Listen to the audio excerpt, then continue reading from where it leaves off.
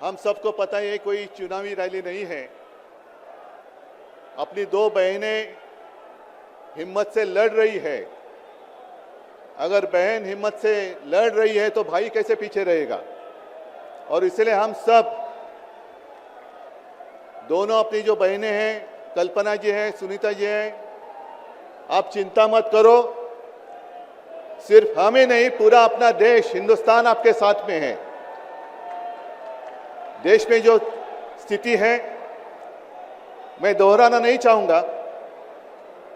एक कुछ दिन पहले आशंका थी कि क्या हमारा देश तानाशाही की ओर चल रहा है, लेकिन अब वो आशंका नहीं रही, अब वो सच्चाई है। अगर बीजेपी सरकार को ऐसे लग रहा होगा कि अरविंद जी को अरेस्ट किया, हेमंत जी को अरेस्ट किया तो लोग डर जाएंगे, लेकिन उनको आज तक पता नहीं, उन्होंने अपने देशवासियों को कभी पहचाना नहीं। मेरे भारत का हर कोई डरने वाला नहीं, लड़ने वाला है। और अगर हिम्मत है तो बाकी आपकी सारी एजेंसीज हैं, ईडी, सीबीआई, इनकम टैक्स, जैसे हम इंडिया गठबंधन बनाकर सबके सामने आए हैं। अगर आप में हिम्मत है तो बीजेपी को मैं कहता हूं, चुनौती देता हूं कि बाकी सारी लोगों को छोड़ दो, आप सीधा आपके बैनर पर लगा दो कि बीजेपी के साथ जो 3 साथी पार्टी है वो ईडी, इनकम टैक्स और सीबीआई है। लेकिन अब समय आया है, कितने दिन तक हम उनकी आलोचना करते रहेंगे। अब तो उनका सपना ऐसा है कि 400 पार। मैं पूरे देश को आह्वान करना चाहता हूं कि एक व्यक्ति और एक पार्टी की सरकार देश के लिए खतरनाक हो गई है, और अब वो समय आया है कि एक पार्टी और एक व्यक्ति की सरकार नहीं चलेगी। पूरे देश को मैं आह्वान करता हूं कि हम सबको अब चाहिए, मजबूत देश चाहिए, और मिलीजुली सरकार हमें लानी ही होगी। देश में जितने सारे प्रांत हैं, जितने सारे राज्य हैं, उनका सम्मान करने वाली सर्वतोमुखी सरकार अगर हम लाते हैं तो ही देश बच सकता है। नहीं तो फिर आपका सवाल है, आपका भविष्य आप किसके हाथ में देना चाहते हो। हम सारे आए हैं चुनाव के प्रचार के लिए नहीं आए हैं, हम प्रजातंत्र की रक्षा के लिए आए हैं। और कैसी सरकार है। अरविंद जी के ऊपर इल्जाम लगा दिया, डाल दिया जेल में। हेमंत जी के ऊपर इल्जाम लगा दिया, डाल दिया जेल में।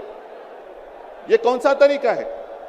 इनके पास जितने सारे लोग हैं, मैं आपके सामने आने से पहले कुछ पत्रकारों के साथ वार्तालाप कर रहा था और उन्होंने कहा कि उद्धव जी अब उन्होंने इनको साथ में ले लिया, उनको साथ में ले लिया।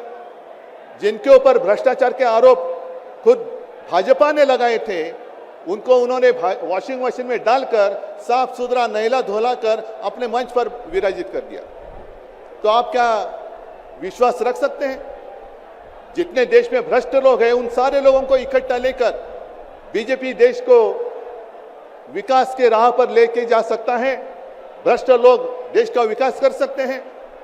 तो ये सारी उनकी जो बातें हैं, आज जो अपनी रैली है, किसी ने कहा कि बीजेपी ने इस रैली को ठगों का मेला कहा है। क्या आप सारे लोग ठग हैं। मेरे देश के वासी, मेरे देश प्रेमी लोग क्या ठग हैं। ये तो भ्रष्ट लोग हैं, भ्रष्टाचारी लोग हैं जो भाजपा में है, जुमलेबाज लोग हैं। और मैं ये भी जानता हूं, मुझे याद है कि कुछ दिन पहले उत्तर भारत के सारे किसान दिल्ली आना चाहते थे, नहीं आने दिया। उनके जो रास्ते थे उसमें खिले डाल दिए, उनके ऊपर टीयर गैस छोड़ा, लाठीचार्ज किया। तो मैं पूरे देश के किसानों का आह्वान करता हूं, आप अन्नदाता हो, आप अन्नदाता हो, अन्नदाता देवो भव हमारी संस्कृति है। जो सरकार किसानों को आतंकवादी मानती है और जो सरकार किसानों को दिल्ली आने से रोकती है, तो पूरे अब समय है कि पूरे देश के किसानों ने किसानों को आतंकवादी समझने वाली भाजपा सरकार को दिल्ली आने से रोकना होगा। जैसे आपकी राह, उन्होंने आपके रास्ते दिल्ली आने से रोकी थी, वैसे अब किसानों ने बीजेपी को दिल्ली आने से रोकना ही होगा। और एक नारा जो मैंने मुंबई में दिया था, वो जो कहते हैं कि आपकी बार 400 पार, मैं आपको आह्वान करता हूं कि जहां से आप आए हुए हैं, आप जाओ, अपने घर पे जाओ, जहां भी जाएंगे, गांव में जाओ, लेकिन एक नारा आपको देना होगा तानाशाही के खिलाफ, अब की बार भाजपा तड़ी पर।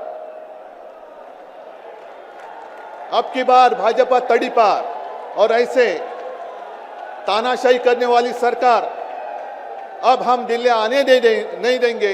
यही शपथ लेकर आगे हमें जाना होगा।